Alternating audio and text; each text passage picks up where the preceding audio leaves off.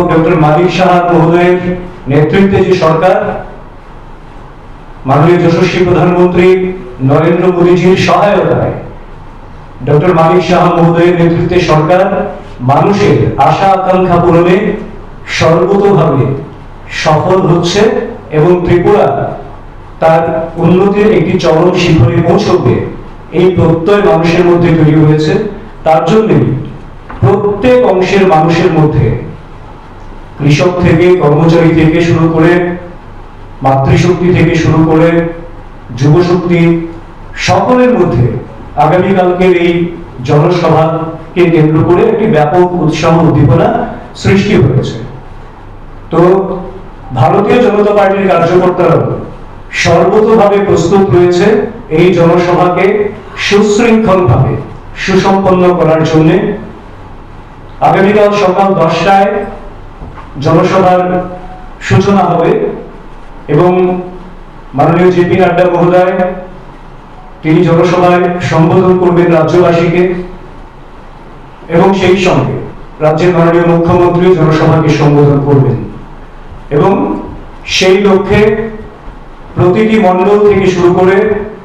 মণ্ডল, জেলা, এমনকি বুথ পর্যন্ত কার্যকর্তারা দায়িত্ব নিয়ে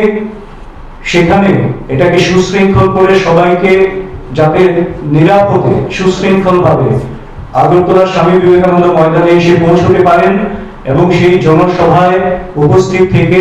মাননীয় রাষ্ট্রীয় সভাপতি, রাজ্যের মাননীয় মুখ্যমন্ত্রী, মাননীয় আমাদের প্রদেশ সভাপতি এবং অন্যান্য যারা থাকবেন তাদের সকলের বক্তব্য শোনার জন্য এবং তাদের বার্তা, তাদের দিশা নির্দেশ আগামী দিনে কি হবে সেই বিষয়টিকে শোনার জন্য অধীর আগ্রহে অপেক্ষা করে আছেন। এবং মোটামুটি ভাবে চোরাইবাড়ি থেকে সাবরুম পর্যন্ত একেবারে গন্ডা দুইসার শেষ সীমা থেকে শুরু করে একেবারে নারায়ণপুর পর্যন্ত যেভাবেই বলি প্রত্যেকটি অংশের মানুষ এখানে সামিল হবেন, প্রত্যেক অংশের জনগণ সেখানে সামিল হবেন। তো আমরা আপনাদের মাধ্যমে শুধুমাত্র রাজ্যবাসীকে আজকে আবারও সেই শুভেচ্ছা জানাচ্ছি এবং আগামীকালকে এই জনসমাবেশকে সফল করার জন্য যারাই আসবেন তাদের কাছে বিনম্র অনুরোধ জানাবো শুধুমাত্র যে সুশৃঙ্খল ভাবে নিরাপদে তারা যাতে এখানে এসে পৌঁছতে পারেন এবং আবার জনসভা শেষ করে নিরাপদে তারা যাতে নিজের নিজের জায়গায় ফিরে যেতে পারেন সেই অনুরোধ আমরা রাখছি এবং সেখানে কার্যকর্তারা কার্যকরী ভূমিকা নিয়ে মাঠে ময়দানে রয়েছে এবং থাকবে।